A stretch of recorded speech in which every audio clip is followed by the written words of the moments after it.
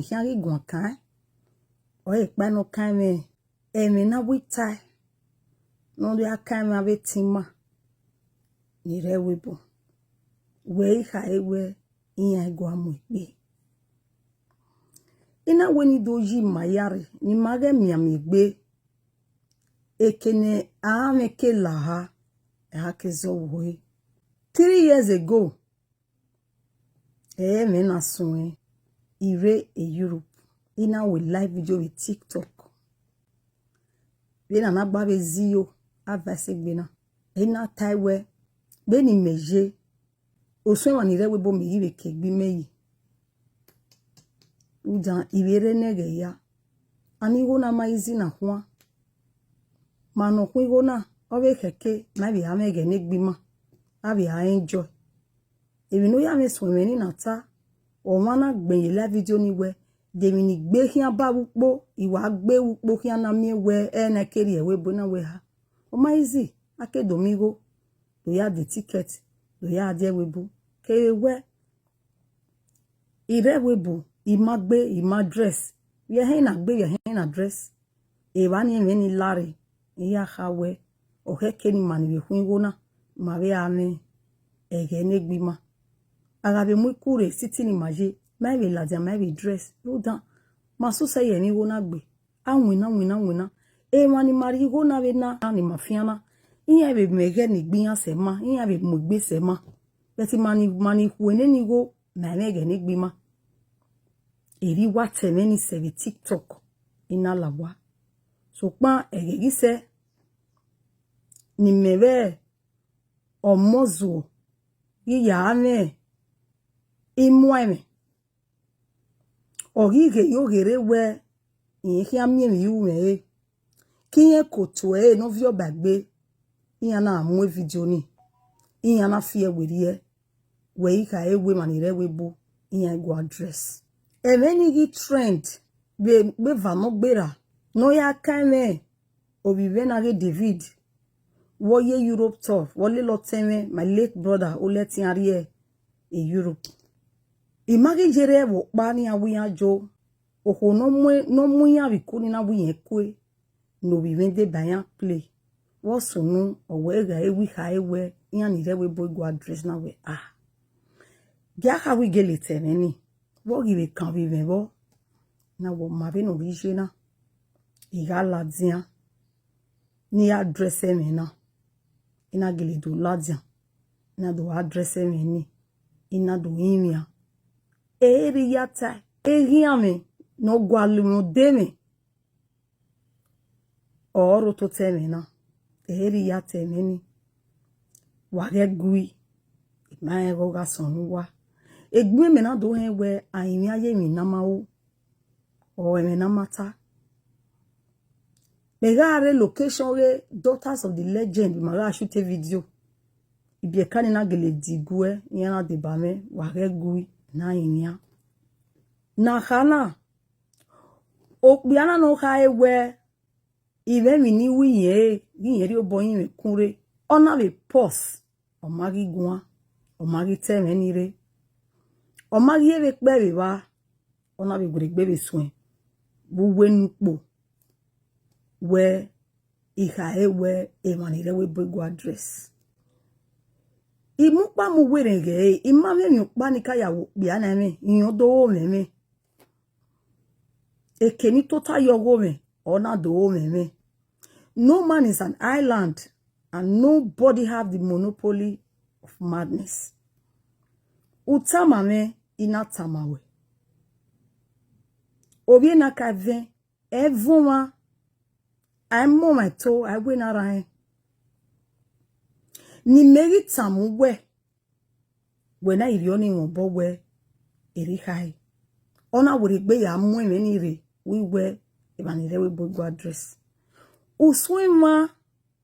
No kame mo mereko. Iyana deba. Iyana leyo to temena. Iyana ya bolo mehia. Waka jere. Enukbo. Ire we do. Iniso yegbe kande. Nina Hambo, Yana will stay away from my family and stay away from my husband. Egeno ya would a good thing, na mu where the women there will go address. Or he would a good thing, no in a the live video. In a when you address him. Okay, now address him any, Ivana would be so many yo. Uta, you matter, women there will go address. Women, when you are young, yo. In a way. Weno gbenimina na jona. Weno gbenimina na. Wemekage go address. Weno wede gbe do areze mata na me platform me do no me gbe. Dey yitai, dey matter. You want to put words in my mouth. Now where? Oh my go address. Wena no gimena no gbenimina na. Wo my go address. Till today, I am still looking for the video in that time where webu in go address. So ma on no kian fion mani san elile gbi san ro o deni o wo pe ana mu ja yo me rudan no geri ya ni no gwa ma no kian si bagbe no. So ijaji we run doni o ye mani bun de ba wo pe ana do aka we ewanire begugwa inene isi Morocco ama we ihia emenita ima wani gugwa wagun esunu ye ni wani gugwa oma ni mabo egba agui o we live video ro yeme mebe uwe ro bio mana ati ebo gegbe we sagani ya una iya ebe ni ya we mane we sagana mawa be we ne piri be ni mame ma lawa. But in ya even ya strategize of in ya Evani na made a mistake. In ya na noga arobi me tie bono ya me very mana buru no sugbi e mama me ni wi ya in ya me ga ha a wese we ni ya je. So rudoni ibie do we nuzomo ni ro wa ke ni risi ina do la se fena do yin mi wa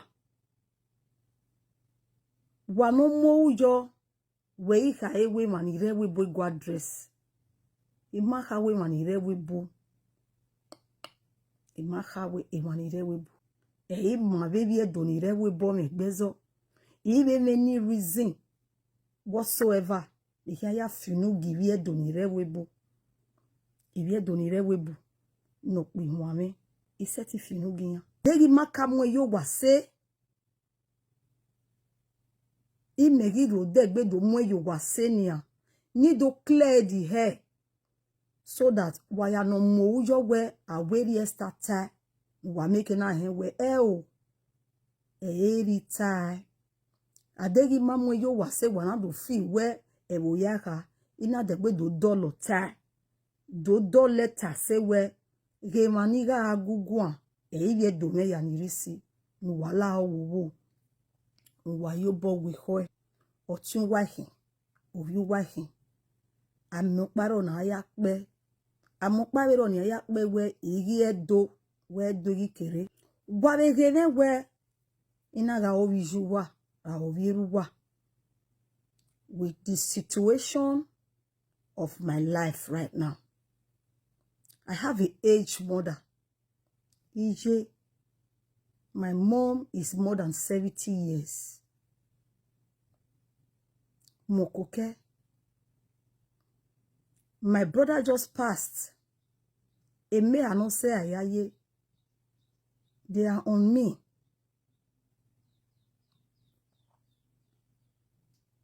In Womowobo, no yeye school. The bees are on me. E domino no viveni no mame. O ye school waya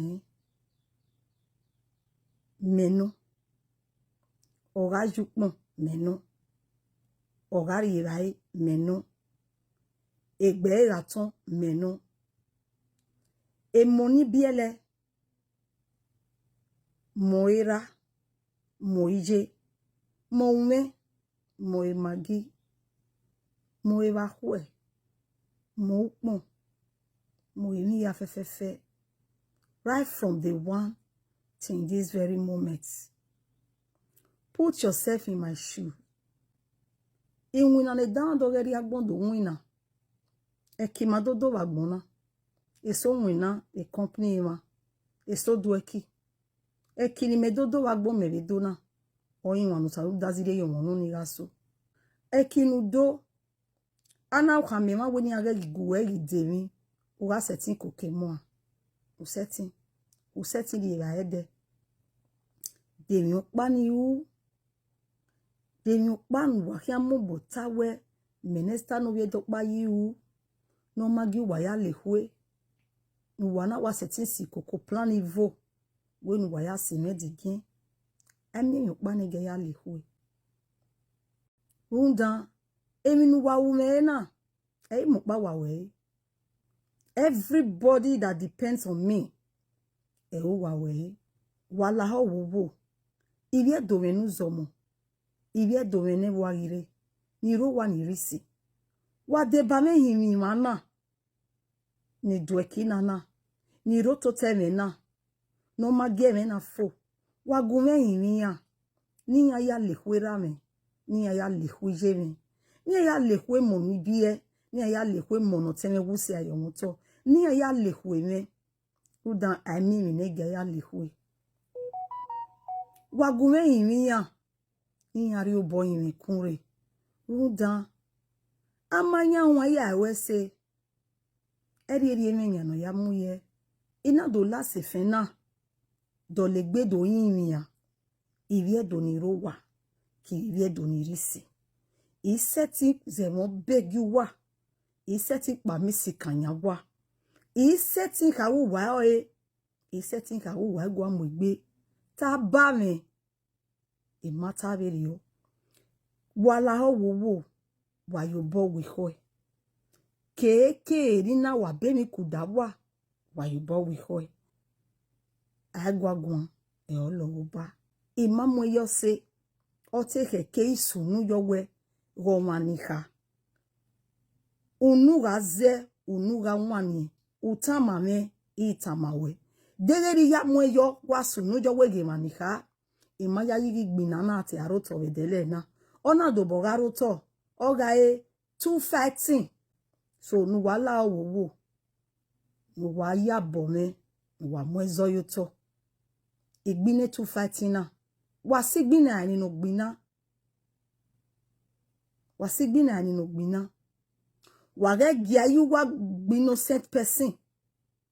Wage giayuwa si innocent person yeke. Wala ho wubu. Ena do le wana yiniwa. Wa wese. Osanu dazi. No we yemu wa lehwe. Osanu dazi. No ri afiagbenuwa. Wa yokpa wo manuwa. Wa yeva wo manuwa. Evi enu wa riri obo inoma. O dino denuwa.